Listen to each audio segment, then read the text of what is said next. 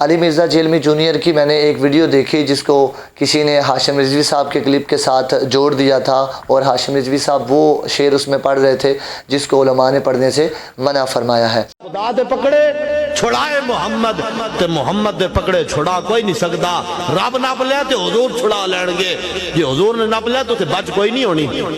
یہ پیشور نعت خوان اوباش اور آوارہ نعت خوان لوگوں کی عقیدت کو پیش کرنے کے لیے اس طرح کے اشعار بناتے ہیں اور سناتے ہیں۔ ایک نعت خوان نے پڑھا، نبی ہے آسرا کل جہان دا، نبی دا آسرا ہے ماں حسین دی۔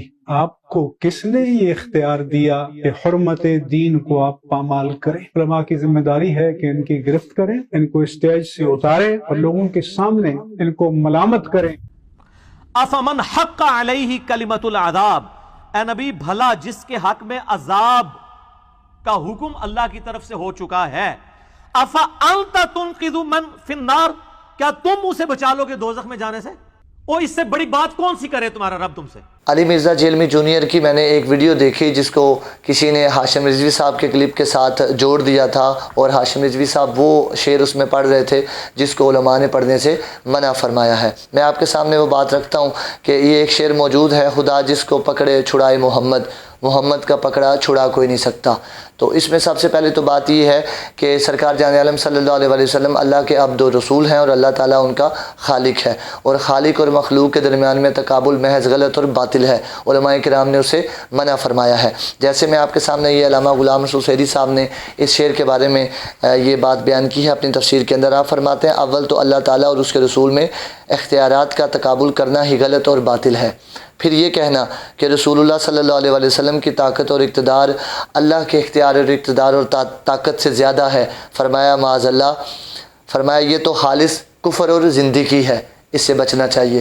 اور اسی طرح ایک یہ آیت مبارکہ بھی ساتھ میں لکھی، آپ فرماتے ہیں جو اس طرح کے اشعار پڑھے تو ان کو ہم یہ جواب دیں گے وما قدر اللہ حق کا قدر ہی، فرمایا کہ انہوں نے اللہ کی قدر ہی نہیں کی جس طرح اللہ کی قدر کرنے کا حق تھا۔ اس طرح کے اشعار نہیں پڑھنے چاہیے، ان سے بچنا چاہیے، کیونکہ یہ جو شعر ہے خدا جس کو پکڑے چھڑائے محمد، تو اس پر یہ ایک بات موجود ہے کہ اللہ رب العزت قیامت کے دن بلکہ قبر کے اندر بھی جو ہے اس نے کفار کو پکڑا، اور منافقین کو اللہ رب العزت ان کی گرفت فرمائے گا، تو سرکار جان عالم صلی اللہ علیہ وسلم ان کو نہیں چھڑائیں گے، بلکہ قیامت کے دن سرکار جان عالم صلی اللہ علیہ وسلم کی حدیث مبارکہ موجود ہے۔ سرکار نے فرمایا میں تو اپنے امت کے گنہگار لوگوں کی سفارش کروں گا، جو کبیرہ گناہ کرنے والے ہیں ان کے لیے میری شفاعت اور سفارش ہے۔ تو ایسے میں یہ شعر بالکل پڑھنا یہ قرآن و سنت کے خلاف ہے، اس کو نہیں پڑھنا چاہیے۔ اس کا دوسرا مصرع ہے محمد کا پکڑا چھڑا کوئی نہیں سکتا، تو اس کے بارے میں یہ بات آپ کے سامنے رکھوں گا۔ سرکار جان عالم صلی اللہ علیہ وسلم نے 3 صحابہ کرام کی گرفت فرمائی، اس میں حضرت کعب بن مالک، حلال بن امیہ اور مرارہ بن ربیع، یہ 3 صحابہ کرام تھے۔ جب غزوہ تبوک پر تشریف لے کر کے نہیں گئے اور عرض کی حضور ہمارے پاس کوئی عذر نہیں تھا، ہم ویسے ہی نہیں گئے، تو سرکار جان عالم صلی اللہ علیہ وسلم نے ان کی گرفت فرمائی، تو اس پر اللہ رب العزت نے ان کی توبہ قبول فرمائی۔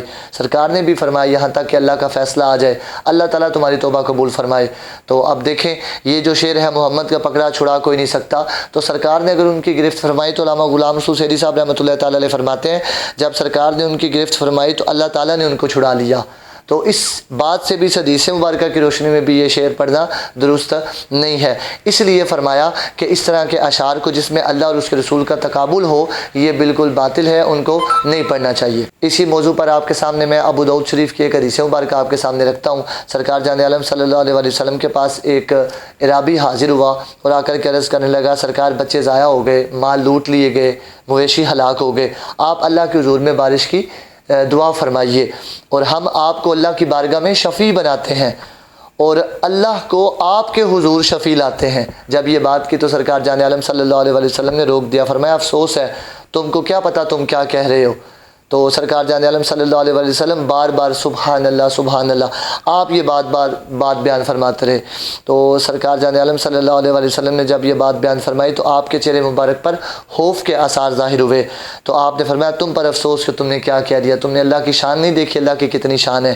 تو اس پر پھر علامہ غلام رسول سعیدی صاحب نے یہ بات لکھی، آپ فرماتے ہیں ایک اعرابی نے جب اللہ تعالیٰ کو نبی پاک صلی اللہ علیہ وسلم کے پاس سفارشی بنایا تو فرماتے ہیں سرکار جان عالم صلی اللہ علیہ وسلم رنجیدہ ہوئے، بار بار سبحان اللہ فرماتے رہے۔